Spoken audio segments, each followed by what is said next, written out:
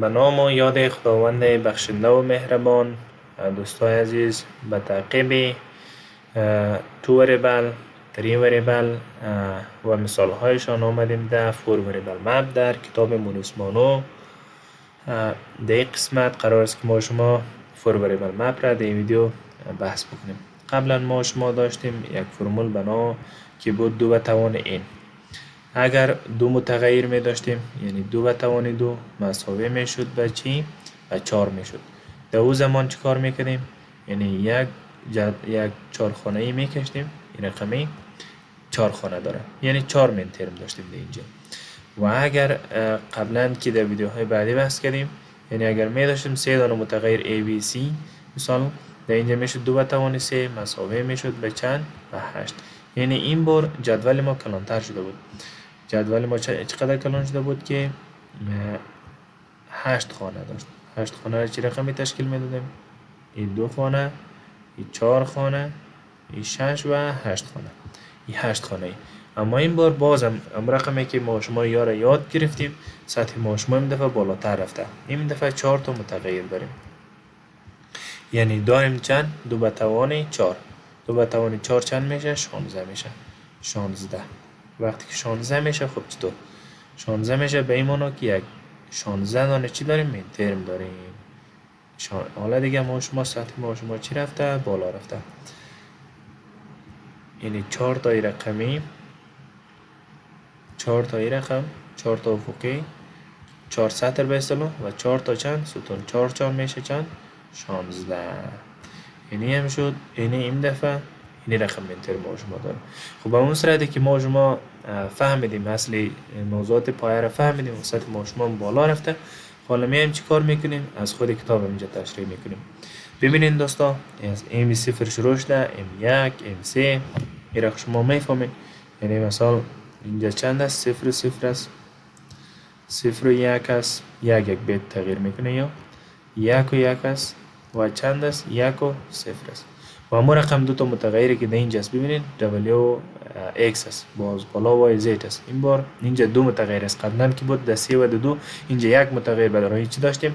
برای سطرها داشتیم که فقط 2 حالت داشته. اما این دفعه 2 دانه متغیر داریم. رقم بالا وری یا هم یک چی تغییر میکنه؟ میتونه 0 باشه، 0 1 باشه، یا هر دویش 1 باشه، یا یکش 1 باشه، دیگه چی باشه؟ 0 باشه.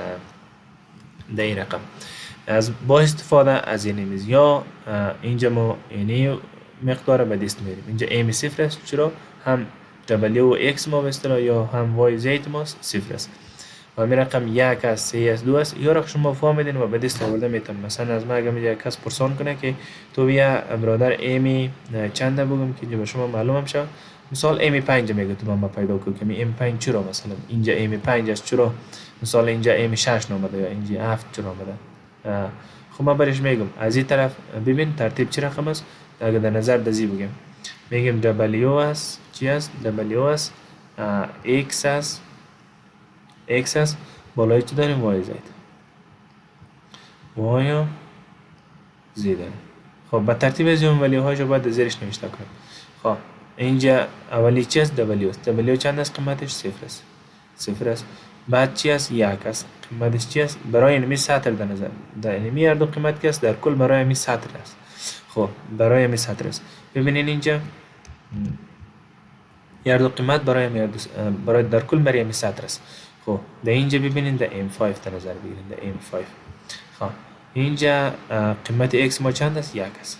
1 نوشته کو. از بالا بیا بالای M5 ببین چی است. اینمی 0 1 است. برای در کل اینمی ستون است. یعنی برای زیان است، برای هر ستون است خود قیمت دارم. در سطر قیمت دارم، در ستون قیمت داره.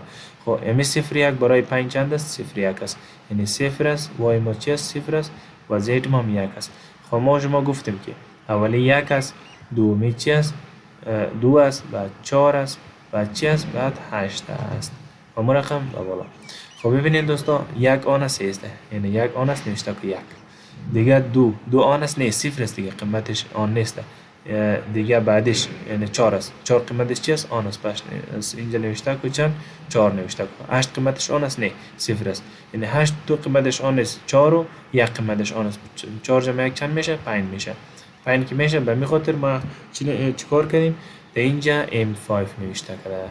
امیدوارم که این را فهمیده باشید. خب و می تقیب در اینجا ببینید دوستان 4 متغیر داریم، یعنی اولی ما چی است؟ W است، دومیش چی است؟ X است. و می رقم برای ستون ها اولی Y است، دومی Z است. برای کل همزی می رقم است. خب چرا اینجا پریم گرفته؟ چرا هم W صفر است، اینجا صفر است، هم X ما اینجا صفر است، هم Y ما صفر است، هم Z ما صفر است. یعنی در کل ما یکی صفر بود، اگر صفر بود او را چیکار کو؟ پریم بگیر. مثلا Z باشه Z پریم بگیر. اگر یک بود باز چیکار کو؟ Z خودش نوشته کو. یک پریم نمیگیریم، یعنی نظر در قیمتش ایره هم رقم در نظر گرفته. خب یا چی است یگان کس پرسان میکنه؟ یا یک است، این قسمت ها که است وای خودشان است، یعنی اینجا هم وای خودش است، اینجا هم وای خودش. این دمی اردو ستون در اینجا شما پیدا نمیتونین که وای پریم باشه. چرا؟ این ببینید اینجا هم وای خودش است، اینجا هم وای خودش است، در اینجا هم رقم، در اینجا هم رقم تا پایانه. چرا؟ به خاطر که قیمت وای اینجا مشخص است، یک است. در این طرف ببینید چرا W گرفته؟ چون قیمت W که است، قیمت W اولیش است. این W در هر دو سطر که است شما اینجا پیدا نمیتونین که در اینجا چی باشه؟ W پریم باشه. ببینید W همین رقم W دیگه، اینجا هم W و اینجا هم W و اینجا هم W. ببینید چرا پریم نیست؟ چون قیمتش یک است، در هر دو سطر ثابت است. و همچنان X در هر دو شما پیدا کنین که X پریم باشه نیست. چرا؟ به خاطر قیمت دومی که از X است در کل X چی است؟ خودش است، یعنی تکمیل گرفته شده. ببینید اینجا X ما پریم نیست در هر دو چی؟ در هر دو سطح. خب دوستان امیدوارم که را متوجه شده باشین. ما شما درسای قبل اگر تعقیب کرده باشین حتما 100% این را متوجه میشین. اینجا میایم یک مثال داریم. در مثال برای ما ببینید 4 متغیر است، W است، X است، Y Z است. برای ما گفته اینیا چی است؟ من ترمای ما شماست یا من ترم است. شما چی کار بکنین؟ بیاین این را ساده بکنین. من ترم ها را اینجا مشخص میکنیم. ببینید دوستان یک است، دو است، یک از صفر است، دو است، 4 است، 5 است و هم رقم تا 14. ببینید این جمع را برای ما شما همه چیز اینجا آورده برای ما شما اینجا آورده. اینجا چند کار صورت گرفته اگر متوجه شده باشین. یک گروه کلان اینجا گروه کردیم، یک گروه دیگه اینجا داریم که M0 و M4 همراه M2 و M6 گروه کردیم و یک دیگه M4 M12 همراه M6 و M14 گروه کردیم به خاطر ساده سازی همزی. اینجا شما متوجه باشین دوستان، اول اینی خانه کلان در نظر بگیریم. چهار طرف یعنی 8 خانه رو اینجا گروه کردیم، یعنی 8 خانه رو ببینید دوستان، 8 خانه رو گروه کردیم. خب قانون ما است او که تغییر میکنه او را حذف میکنیم، او یک ثابت میمونه او را چی میکنیم؟ نگه میداریم. اگر صفر بود پریم میگیریم، اگر یک بود خودش نوشته میکنیم. خب دوستان هدف ما این گروه کلان است، این گروه 8 داریم. این رقمی باید بگرفتیم. این 8 این گروه است، این ساحه که شما به اشاره میکنم در این ساحه را ما شما یک گروه به نظر میگیریم. خب ببینید دوستان این را که شما مد نظر داشته باشین.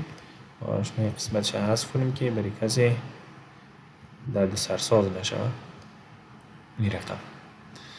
خب دوستان متوجه باشین که این را بفهمید. اینجا ما شما در 8 تا هم سطر میسنجیم هم ستون میسنجیم. ببینین او چیزی که تغییر کرده به نظر شما آیا امی W که قیمت اولی است تا آخر ثابت مانده؟ نه خیر، صفر بوده یک شده باز یک شد. این تغییر کرده. به محضی که تغییر کرد دیگه یک نفر که به محض ما شما دروغ گفت دیگه پیش ما شما اهمیت خود اعتبار خود از دست میده. و این ز X ببینید، یعنی دومی X است، این دومی X است. صفر بوده یک شده. به محضی که دروغ گفته دیگه از چشم ما چی شده؟ افتاده دیگه تو را در نظر نمیگیریم. خب از هر دو خلاص شد. از هر دو چی شد؟ خلاص شد.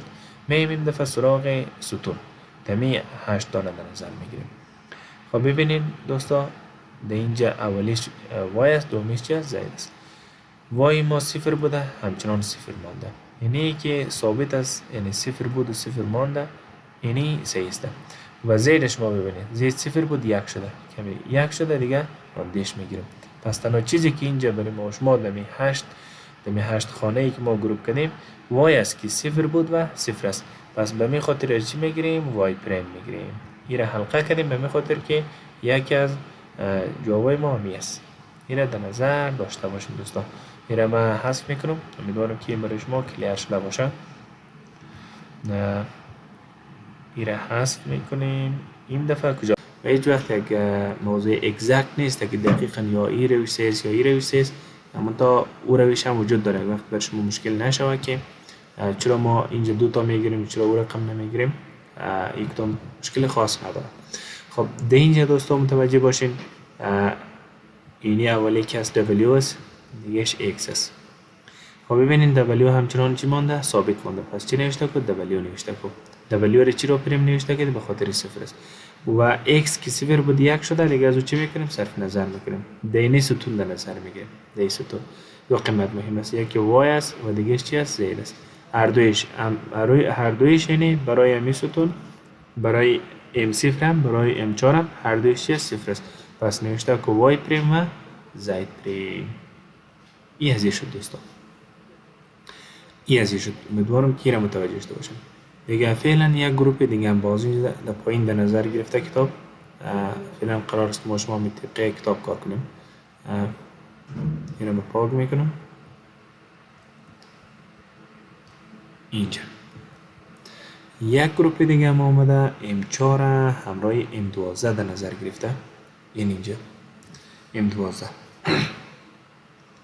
این بار شما ببینید دوستا اینی قیمت W ما که است اینجا 0 است، قیمت X ما اینجا 1 است. این زیر نوشته آمده خب تا 1 است اینجا و در این ستون بالا که است Y ما هم 0 است و Z ما هم 0 است.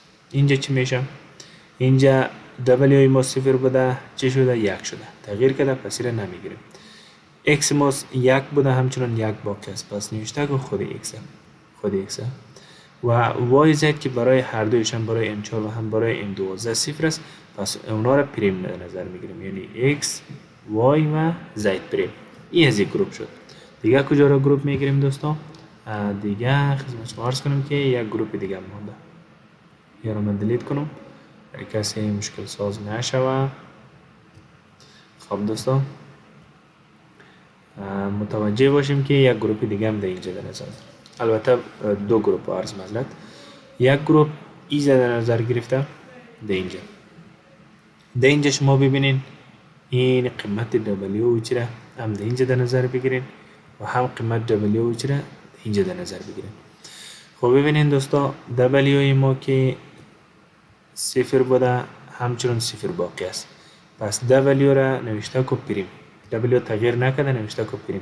X که 0 بوده 1 شده چی کو او تغییر کرده او را حذفش کو و میایم در ستون فقط 2 قیمت مهم است، یکی Z است یکی دیگهش Y است. Y هم برای هر دویش 1 است، Z هم برای هر دویش 0 است.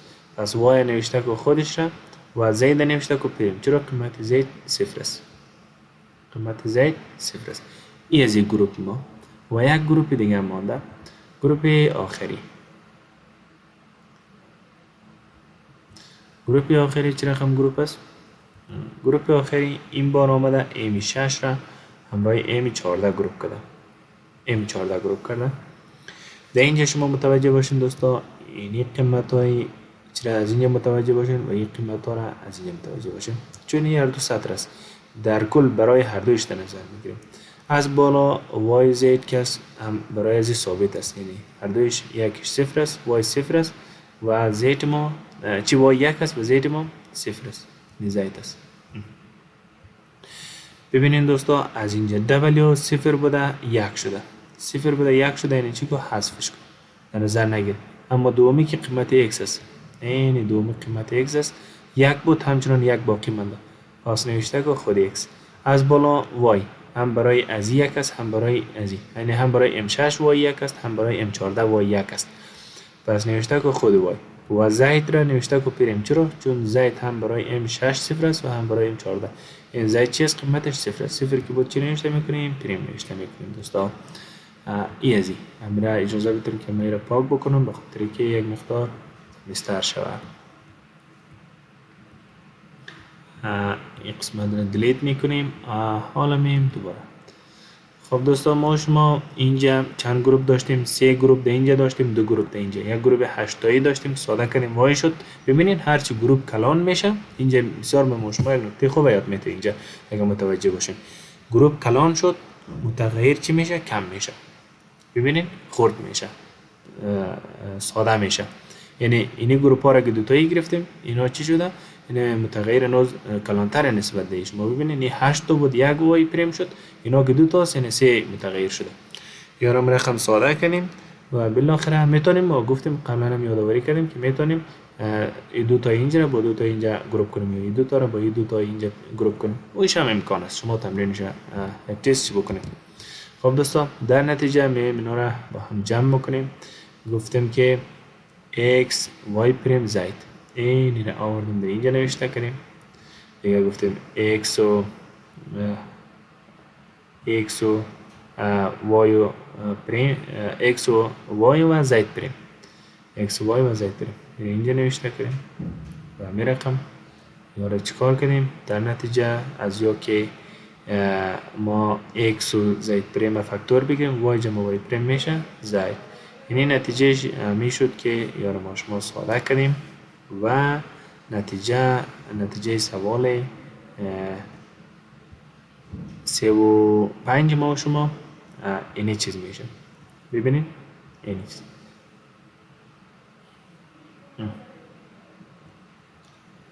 این نتیجه سوال 35 ما شما. این من ترمار از کجا کردم؟ من ترمار اینجا قبلا برای ما شما داده بود. من ترمار قبلا برای ما شما داده بود، گفته بود که شما فانکشنش به لیست داریم. این دوستان اگر متوجه باشین که نتیجه همیشه و امیدوارم که از یک چیز فهمیده باشین. دیگه کوشش میکنیم قدم بعدی سوال 36 هم برای شما کار بکنیم تا 4 وریبل مپ خوب کلیر شود و بخیر میریم سراغ 5 وریبل. دیگه تعقیب بکنین ویدیوهای بعدی را و شما رو میسپارم به خداوند پاک.